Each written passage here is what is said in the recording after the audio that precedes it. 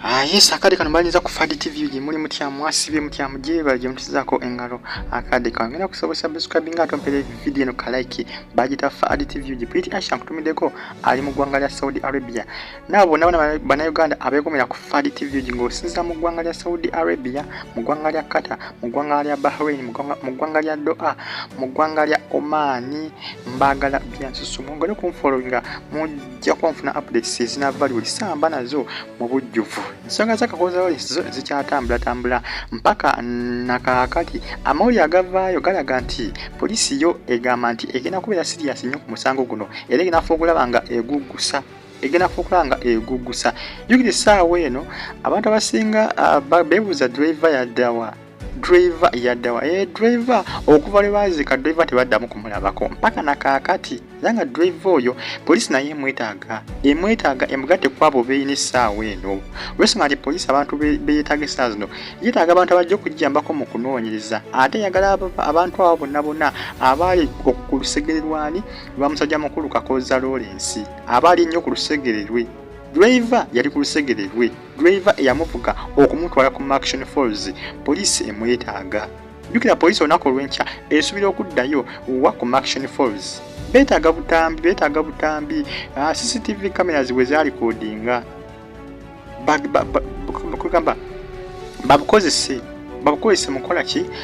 mu kunoonyereza naye ng'essaawa eno namwandu ye kusani manager bakyaliyo ku poliisi naye nga namwandu basuubira okulabika nga poliisi emwejjako ensonga nti yamugyeko statement kati tekyalina kyemwetaaza egenda kuba emwejjako essaawa yonna esigaze manager sikaali kwosa ne kirina naye nga ye namwandu ye poliisi egenda kuba emwejjako ensonga nti bamugyeko da statement egenda kumwejjako agende abeeko ebirala byakakkalabya nga n'okunoonyeza kwa poliisi kugenda mu maaso era poliisi etegeeza nti wenaaba emwetaaga ejja kuddamu emuyiti naye ng'essaawa eno poliisi yeetegeeza nti agenda fuukulanga ebintu bino ebiteekamu amaanyi musajja mukulu Kakooza Lawrence afune obwenkanya yeetaaga afune obwenkanya olw'ensonga nti ngeri gyeyafaamu tewa maanyi nti yafa bibi ebiri nakyo bayinza kuba banyiga munyiga ate olwamaanyi bamusuula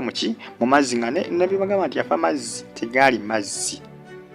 ebintu bino bitambula mpolampola naye nga gye bigenda byongera n'okulanda bw'otunulira ku social media ezisinga amawulire agakyatambula aga Kakooza Lawrence era bannayuganda basinga bonna buli gw'otunulira agamba nedda Kakooza batamute buli omu agamba Kakooza batamute bw'otunulira post ezitambula ku social media ezisinga bw'otunulira comments abantu zibawaako bonna abasinga bagamba Kakooza batamute manyi bagamba abangi bwe basonza olunwe ekizimba we kyabikira ebiseera ebisinga kati tulinze tulabe ekizimba kyenayabikira bangi bwe basonze kuba bangi abasinga bagamba nti Kakooza batamute ate abasinga olunwe balusonga muki mu namwandu olw'obuntu bwe yakola ku mukolo abasinga bagamba nti namwandu yali ayingira musimanga embeera z'abazungu tebakaabira bafu nga bannayuganda bali basuubira nti ajja kujja zisaze kigomesi yevulungule akaabawoggane abasinga bagamba nti namwandu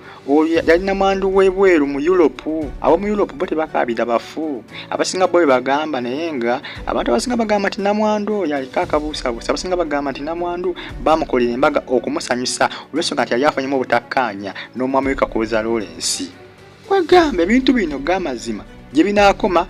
Mukama y'amanyi naye nga ffe tujja kubaawo updates nja kuba nzibawa buli kaseera naye nga tulinzewa gye binaggwira naye nga gye binaggwira Mukama Katonda yekka y'amanyi kufe ffena tekuliko amanyiwa gye bijja kuggwira kuba Katonda yayinza okuba amanyi nti bajja kuzuula eyakola ki Eyaata Kakooza Lawrence ate ffe tetukimanyi fekye tukanya kubigoberera bugoberezi nga Katonda yatusinga nnyo okutegeera era Katonda amanyi kiki ekyaliwo olunaku Kakooza Lawrence lwe yafa Katonda yakimanyi nti Kakooza batamute oba nedda era yamanyi ekyaliwo kwolwo olunaku era essaawa eno byo bikyatambula bikyatrendinga naye nga poliisi yo yeyamye okubanga egitambuza ensonga zino mpolampola mpaka bwenaazigusa olw'ensonga nti famire ya Kakooza yataddemu nnyo amaanyi yeetaaga omwana waabwe afunye obwenkanya newankubadde ali mu ttaka eyo gyali afune obwenkanya musubscribinge bagita Fadi TV updates mbanazo CCTV cameras bagamba nti zaaliwo n'ekisinga okwewunyisa tewaliwo ba bodyguard bonna nti basajja guard abali basobola okuyambako ku musajja ono obutafa nga budde mazzi ne bamuggyamukko ne bana ebintu bitabula bannaye g'amazima bitabula Action falls abantu nga bangi bajja wayinza kuba watya nga tewaliwo bantu babira ku bbali ku lukalu okuyambako abantu balowooza nti buli omu bwagwa mu mazzi asobola okuwuga. Bino ebintu bitabula bannange, bitabula. Jjukira ku makya waliwo agabadde gatambula nga balaga nti omusajja mukulu Kakooza bwe bagamba nti we yagwa n'amira amazzi okufa. N'abaana bato bawugirawo, kugamba kivula mbagamba nti bino ebintu g'amazima byo bitabula. Katonda yamanyiwa gye bijja okukoma ne wa gye bijja okuggwira. Kati omwana omuto watukira okuwugira awantu, omuntu omukulu ate yagwawo atya n'afa.